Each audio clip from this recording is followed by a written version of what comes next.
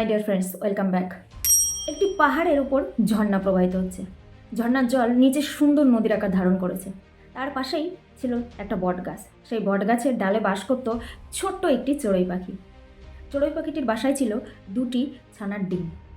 একদিন হঠাৎ সেই গাছের ডালে এসে বসলো বিশাল আকারের গরুর পাখি।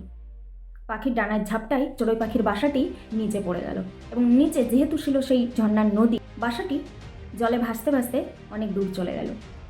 চড়ুই পাখিটি সেই গরুর পাখির কাছে আবেদন করলো, তুমি আমার বাসাটা ফিরিয়ে নিয়ে আসো, কারণ তুমি অনেক বড়, আমি তো ছোট, জলের স্রোতে আমি যেতে পারবো না।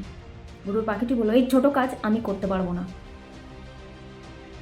চড়ুই পাখিটি তখন ঝর্ণার কাছে নিবেদন করলো যে তুমি জলের স্রোতের বিপরীত দিকে বাহিত হও, যাতে আমার বাসাটি আমার কাছে ফেরত আসে। ঝর্ণা বলল, আমি পেছনের দিকে ফিরতে জানি না, তাই আমি তোমার বাসা ফেরত দিতে পারবো না। অনেক কান্নাকাটি চড়ুই পাখিটি করলো, কেউ তার কথা শুনলো না, তার চোখের জলে দাম দিল না। তখন চড়ুই পাখিটি নিজে কমিটমেন্ট করে বলল, এই ঝর্ণার জল আমি শুকিয়ে দেবো। কথাটি শুনে ঝর্ণা অহংকারে অট্টহাস্য করতে লাগলো যে তুই, তোর মতো ছোট্ট একটা প্রাণী আমার জল শুকিয়ে দেবে, এই বিশাল ঝর্ণার জল শুকিয়ে দেবে? চড়ুই পাখি বলল, হ্যাঁ আমি করব। এই কথা বলা মাত্রই সে তার ছোট্ট ঠোঁটে করে ওই ঝর্ণার জল নিয়ে নিয়ে সাইডে ফেলতে শুরু করলো। আর ঝর্ণা ততই অহংকারে ভরে উঠতে লাগলো। দিন যায়, রাত যায়, মাসের পর মাস যেতে থাকলো, ঝর্ণার জল কমলো না। কিন্তু চড়ুই পাখি তার চেষ্টা কখনোই থামালো না। তার এই অক্লান্ত পরিশ্রম দেখে ইন্দ্রদেব প্রসন্ন হলো।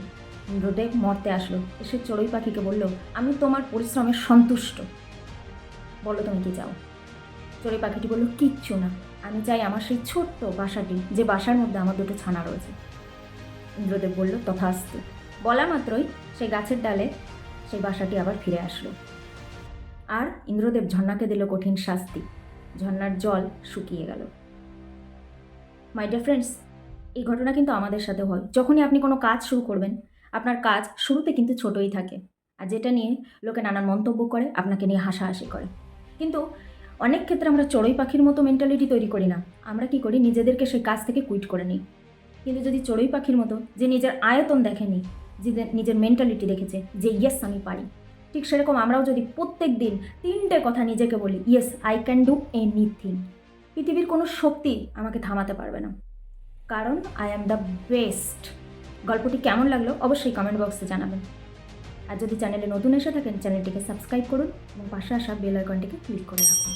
দেখা হচ্ছে নেক্সট কোনো ভিডিওতে।